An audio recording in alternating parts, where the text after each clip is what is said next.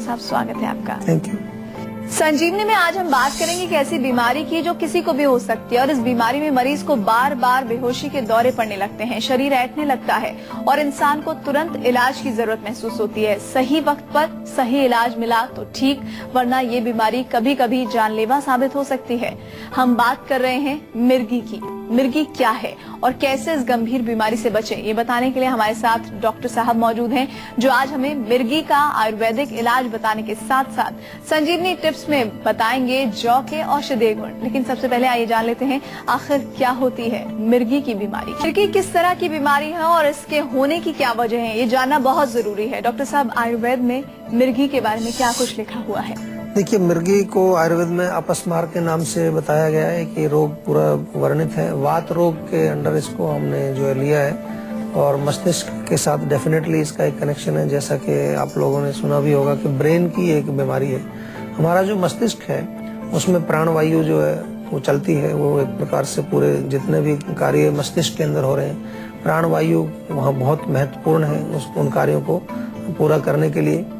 और दूसरी चीज जो इम्पोर्टेंट है वहां पर वो लुब्रिकेशन, यानी कि जो स्निग्धता हमारे मस्तिष्क को हमें चाहिए, जिसको कि हम तर्पक कफ आयुर्वेद में कहते हैं। तो तर्पक कफ और प्राणवायु दोनों जब विकृत होंगी तो आयुर्वेद की दृष्टि से हम उसको कहेंगे कि मस्तिष्क के विकार अनेक प्रकार के, उसमें मिर्गी भी एक आता है। क्योंकि मिर्गी में आमतौर पर क्या होगा, देखा जाएगा कि दौरे पड़ते हैं, उसमें सीजर्स बोलते हैं उनको।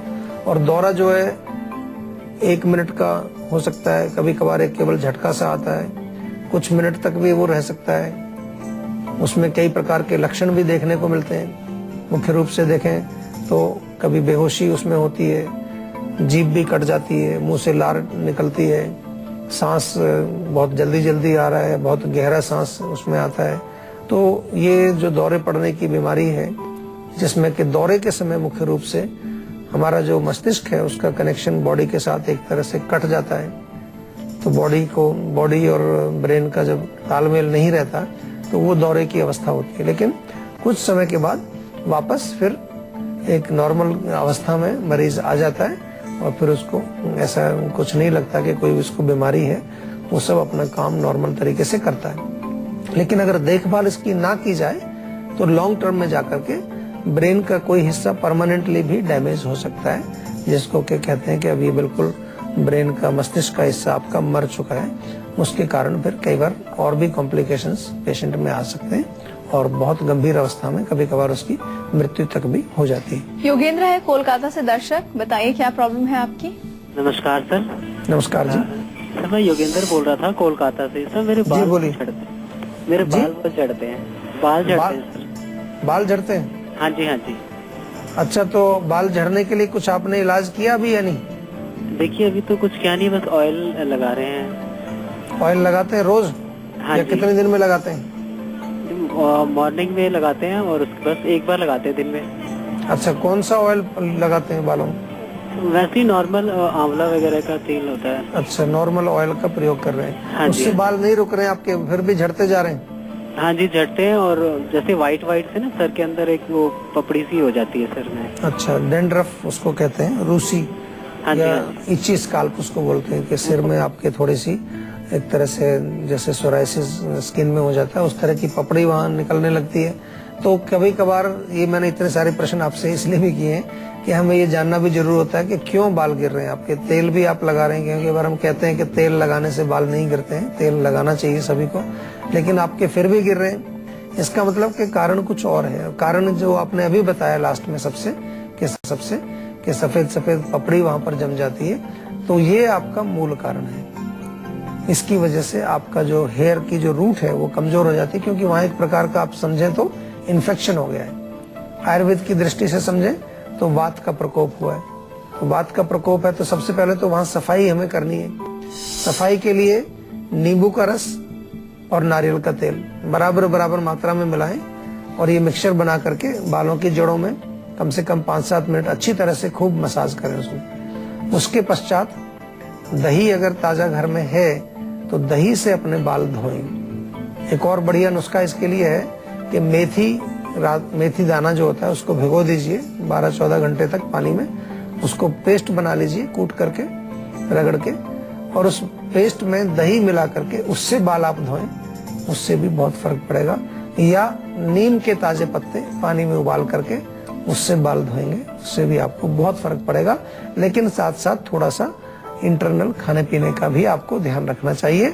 ऐसे भोजन जरूर खाएं जो पौष्टिक हो, सुपाच्य हो और पित्तवर्धक ना हो, गर्मी ना करें बॉडी में, तो फिर आपके बाल हमेशा स्वस्थ रहेंगे। तो आज हम बेहद खतरनाक बीमारी मिर्गी के बारे में बात कर रहे हैं। तो डॉक्टर साहब, ये जानना बहुत जरूरी है कि कोई भी व्यक्ति कैसे जाने कि उसे मिर्गी की बीमारी है, इसके लक्षण क्या है? लक्षण तो मुख्य, जैसे हमने बोला, मेन लक्षण इसमें जो दौरा पड़ता है, सीजर्स जिसको बोलते हैं, जो बेहोशी का वो जो एक थोड़ा सा समय है, वो एक पहली पहचान है।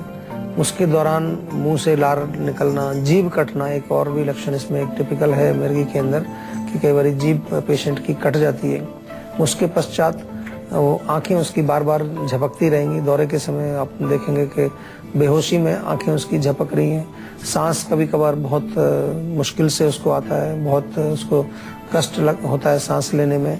और इसके साथ साथ उसको थोड़ा अगर अलग दृष्टि से भी देखें, नॉर्मल कंडीशन में, जैसे कि अगर आपको लगे, कई लोगों को घबराहट होने लगती है कहीं बंद कमरे में हो, लिफ्ट में जा रहे हैं, तो ये थोड़ा सा एक ब्रेन से रिलेटेड चीजें हैं कि ब्रेन में आपके किसी प्रकार का एक शुरुआत वहाँ समझ सकते हैं इसको। लेकिन जो मुख्य लक्षण है, मुंह सूखना एक इसमें है, मुंह सूखता है। दौरे के पश्चात बॉडी में काफी कमजोरी आती है, स्टिफनेस भी होती है। जब दौरा पड़ता है उस समय अकड़ाहट हो जाती है, शरीर पूरा अकड़ जाता है, मांसपेशियां अकड़ जाती हैं। तो ये सब लक्षण जो है ये मिर्गी के हैं। अगर ऐसे लक्षण किसी में आपको देखने को मिलते हैं तो उसका प्रॉपर उपचार करना बहुत जरूरी है। इसमें आयुर्वेद की बात तो हम कर ही रहे हैं, लेकिन क्योंकि एक खतरनाक इसमें स्थिति ये बन जाती है कि ऐसे पेशेंट को कहीं पर दौरा कभी भी आ सकता है, उसका कोई ऐसा टाइम फिक्स नहीं है। तो कई बार आप वाहन चला रहे हैं, खासतौर पर अगर साइकिल पर आप जा रहे हैं या मोटरसाइकिल पर आप जा रहे हैं, या आप किसी मशीन के आसपास कहीं काम करते हैं, कोई ऐसी बड़ी मशीन पर आप काम करते हैं और वहां पर दौरा आपको आ जाए, या रोड पर पैदल ही आप जा रहे हैं, वहां आपको दौरा आ जाए, तो वो जानलेवा भी हो सकता है उसमें, क्योंकि एक्सीडेंट होने का खतरा रहता है। तो इसलिए थोड़ा प्रॉपर उपचार इसका करना चाहिए। प्रॉपर उपचार आयुर्वेद में भी इसका अच्छा एक उपचार लिखा है, कई प्रकार की उसमें औषधियां लिखी हुई हैं। साथ में दौरे को कंट्रोल करने के लिए आजकल जैसा हम देखते हैं कि मॉडर्न मेडिसिन ने भी बहुत रिसर्च की है, काफी सारी ऐसी औषधियां हैं जो दौरे को कंट्रोल करती हैं। और हमारे पास तो जो अक्सर जो मरीज आते हैं इसके, वो ऑलरेडी दवाइयां ले रहे होते हैं, तो उन दवाइयों को भी एकदम से बंद करना मुश्किल होता है। पहला हमारा काम यही होता है कि मस्तिष्क का वो हिस्सा जो खराब हो गया है, जो कमजोर पड़ गया है, जिसमें किसी प्रकार से कोई विकृति आ गई है, उसको कैसे दोबारा से हम शक्ति प्रदान करें, उसको एनर्जी दें, उसको ताकत दें। और उसके लिए आयुर्वेद में अनेक प्रकार के उपचार हम लोग करते हैं। डॉक्टर साहब, मिर्गी में ऐसा कहा जाता है, जैसा आपने कहा कि अकड़ाहट आ जाती है और पूरे शरीर के हर हिस्से में ऐसा होता है। दांत आपस में बहुत तेजी से फोर्स के साथ दबा ली जाती है, लेकिन कहा जाता है कि इस पेशेंट को ऐसे ना करने दिया जाए, रोका जाए। तो ये क्यों किया जाता है, इसके पीछे क्या वजह है? नहीं, रोकने का तो उसमें देखिए, जब वो दौरा पड़ जाता है उसको, तो फिर उसकी नहीं, दांतों को जो दबाने की बात, वो इसलिए कि जीभ कटने का खतरा उसमें रहता है। अगर जीभ आपकी दब गई है तो जीभ कट जाती है। तो इसलिए कोशिश की जाती है कि कुछ कई बार पानी डालते हैं मुंह में, या कोई थोड़ा चम्मच से खोलने की कोशिश करते हैं, क्योंकि वो जितना दूसरा फिर सांस की भी समस्या हो जाती है, दम घुटने लगता है, क्योंकि नाक से उतना पूरा सांस नहीं आ रहा है और मुंह भी भिज जाए पूरा, तो फिर उसको ब्रीदिंग की तकलीफ भी होने लगती है। तो इसलिए कोशिश यही की जाती है कि उसका मुंह थोड़ा खोल दिया जाए, पानी थोड़ा डाल दिया जाए, उससे थोड़ी चेतना भी उसकी वापस आ जाती है। और इसी के साथ ही एक दर्शक भी हमारे साथ हैं जिनका नाम अरुण है और झांसी से वो कॉल कर रहे हैं। बताइए क्या प्रश्न है? सर, मेरे दादाजी हैं जी, जिनकी उम्र का 70 साल की हो गया। अभी बारिश के मौसम में अचानक वो उनका पाँव फिसलने की वजह से जी, कूले पर उनकी जो ना हड्डी, जैसे जॉइंट पे गांव में कहते हैं कि पैर उतर गया था जी। सो अब तो मतलब ठीक है, लेकिन सूजन है उनके पैरों में, वो उस पैर में जांघों पे, तो ठीक नहीं हो रही है सर, बिल्कुल भी। कोई फ्रैक्चर तो नहीं हुआ ना, हड्डी तो नहीं टूटी? नहीं, हड्डी फ्रैक्चर नहीं हुई थी सर, बट सर पैर उतर गया था उनका। अच्छा, वो थोड़ा मैनुअली ठीक कराया आपने? हाँ जी, वो तो ठीक है, लेकिन अभी फिर भी सूजन सी बनी हुई है सर। कोई बात नहीं, सूजन और दर्द के लिए बहुत अच्छे उपचार हैं, आयुर्वेद में भी अच्छे उपचार हैं, आपको हम बताते हैं। हल्दी आपने सुना होगा, आमतौर पर जब कोई चोट ऐसी लग जाती है तो दूध में हल्दी मिला के पिलाते हैं। तो उनको कम से कम 1/4 चम्मच हल्दी 1 कप दूध में मिला के दिन में 2 बार तो जरूर पिलाइए। साथ में हल्दी का ही एक लेप बनाइए, हल्दी और शहद मिला लीजिए दोनों, उसका एक थोड़ा कॉटन के ऊपर उसको फैला के उसका लेप वहां लगा सकते हैं। या और भी इसमें अगर आपको चाहिए तो एरंड के पत्ते अगर मिल जाए आपको, तो एरंड के पत्ते पर ये हल्दी और शहद या हल्दी और गुड़ का लेप आप उसको फैला करके वो वहां पर थोड़ा बांध दें अच्छी तरह से, और उस पट्टी को रोज चेंज करें, उससे बहुत फर्क पड़ेगा। तीसरी चीज, बिल्कुल हल्का सा गुनगुना तिल का तेल वहाँ जेंटल मसाज करना है, बहुत रगड़ा नहीं लगाना क्योंकि बड़ा नाजुक जगह है, दर्द होगा। थोड़ा सा बिल्कुल सॉफ्टली उसको मसाज करेंगे तो उससे भी दर्द में भी फर्क पड़ेगा, थोड़ा बहुत उनको सूजन में भी फर्क पड़ेगा उससे। और चलिए अब बात करते हैं आज की संजीवनी की, जिसमें डॉक्टर साहब आपको बताएंगे कि मिर्गी की बीमारी का आयुर्वेदिक इलाज और उससे बचने के कारगर नुस्खे क्या हैं। तो डॉक्टर साहब आज की संजीवनी क्या है? देखिए, आयुर्वेद में तो जैसा मैंने कहा कि इसका पूरा एक प्रोटोकॉल है, चिकित्सा सूत्र जिसको हम कहते हैं, उसमें लिखा हुआ है कि ऐसे मरीज को स्नेहन बहुत जरूरी है। स्नेहन यानी कि ऑयलेशन उसका करना पड़ता है, एक्सटर्नल भी और इंटरनल दोनों ही करने पड़ते हैं। एक्सटर्नल यानी कि सिर में मालिश, शिरोभंग बोलते हैं, शिरोधारा वगैरह कराते हैं। इंटरनल नाक के माध्यम से तेल डालना, नस्य कराना, या सेवन, घी का सेवन किया जाता है इसमें। मेडिकेटेड जैसे ब्राह्मी होती है, ब्राह्मी के साथ घी बनाया जाए। मेद्य रसायन जो हमारे यहाँ होते हैं, शंखपुष्प इत्यादि, उनके साथ कई अच्छे फॉर्मुलेशंस हैं जिनका प्रयोग दौरे में, ये मिर्गी के रोग में किया जाता है, अपस्मार के लिए, चिकित्सा के लिए किया जाता है। तो एक तो ये है। दूसरा, इंटरनल खाने वाली दवाइयां भी मुख्य रूप से मेद्य रसायन है, जैसे ब्राह्मी है, शंखपुष्पी है, जटामांसी है। ये जो इस प्रकार की जो चीजें हैं, इनसे दवाइयां बनाई जाती हैं, उनका सेवन आप लोग भी कर सकते हैं। ब्राह्मी का चूर्ण आप सेवन कर सकते हैं। और तीसरी चीज इसमें बहुत इम्पोर्टेंट वो है कि कुछ शरीर को स्वस्थ रखने के लिए, खास तौर पर मांसपेशियों को लुब्रिकेट करने के लिए शरीर में भी मालिश बहुत जरूरी है। क्योंकि जब अकड़ाहट आती है, दौरा पड़ता है, तो कई बार शरीर टूटता है, बाद में भी कई घंटे तक, कई लोगों को तो पूरा पूरा दिन जो है बिल्कुल शरीर में जान नहीं रहती है। और मुलेठी का सेवन भी इसमें थोड़ा बहुत कराया जाता है। आधा चम्मच सुबह, आधा चम्मच शाम को मुलेठी, या सुहागा जो मिल जाए आपको पंसारी के पास, उसको पीस के तवे पर भून लें, और सुहागे को कम से कम 2-3 रत्ती की मात्रा में, यानी कि 250 से 500 मिलीग्राम की मात्रा में सुबह खाली पेट शहद में मिला के एक बार सेवन कराने से भी फायदा होता है। तो ये चीजें हैं, लेकिन क्योंकि रोग गंभीर है तो मैंने पहले भी बताया कि इसमें चिकित्सा बहुत जरूरी है, दवाई लेना बहुत आवश्यक है, आयुर्वेदिक दवाई। और अगर आप एलोपैथिक ले रहे हैं दौरा कंट्रोल करने के लिए, तो उसको भी आप बंद ना करें तुरंत। वो धीरे धीरे देखा जाता है कि अगर मस्तिष्क में हमें लगे, फिर हम इन्वेस्टिगेशन करा कर देखें और उसमें लगे कि कुछ इम्प्रूवमेंट है वहां पर, फिर उन चीजों को धीरे धीरे हम लोग बंद कराते हैं। और मिर्गी के दौरे आने पर मरीज को लोग चप्पल सुंघाते हैं, जबड़ा खोलने की कोशिश की जाती है, ये जैसा अभी हम जिक्र भी कर रहे थे, ये सब करना कितना सही है? डॉक्टर साहब इस बारे में भी बताइए दर्शकों को। देखिए, जबड़ा खोलना तो जैसे मैंने बताया वो ठीक है कि उसको आप थोड़ा पानी डालें जिससे कि उसको ब्रीदिंग हो, लेकिन चप्पल सुंघाने की बजाय तो बेहतर होगा कि थोड़ा नाक में उसके आप तेल डाल दिया जाए, या थोड़ा सा देसी घी हो वो डाल दिया जाए। पर्पज यही होता है कि चेतना वापस लाना, पेशेंट को दोबारा से वो होश में लाने की कोशिश हम कराते हैं।